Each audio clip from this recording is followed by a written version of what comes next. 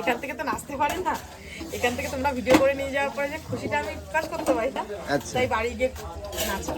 তো দিদি আপনার মানে এই যে সেলিব্রিটি হওয়ার পরে জীবনে কি কি চেঞ্জেস এসেছে? কোনো কিছুই চেঞ্জ হয়নি। কি বলেন? এখন তো আপনারা সব জায়গায় আপনাদেরকে ডাকছে, লোকে হ্যাঁ, ওইটাই চেঞ্জ সম্মান হয়েছে, জানাচ্ছে। ওইটাই চেঞ্জ হয়েছে। এই আচ্ছা। ভালোবাসাটা পাচ্ছি, ভালোবাসাটা পাইনি এতদিন, এখন পাচ্ছি আচ্ছা, তোমাদের মতো মানুষের জন্য। তো কেমন ফিল কেমন হয়? কোনোদিন মানে এরকম ভেবেছিলেন যে এরকম কোনোদিন হবে?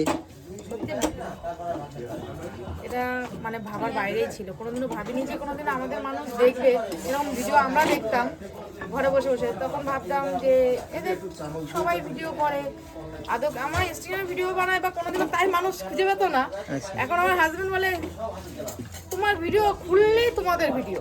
আচ্ছা, শোনা গেছে নাকি মানে মিষ্টি দি ভাইরাল হয়ে যাওয়ার পরে এখন বাড়িতে খালি নাচ করতে লেগেছে? তাই? হ্যাঁ, ভালো তো। এটা কি সত্যি? এটা যদি শোনা যায় তাহলে তো আরো ভালো।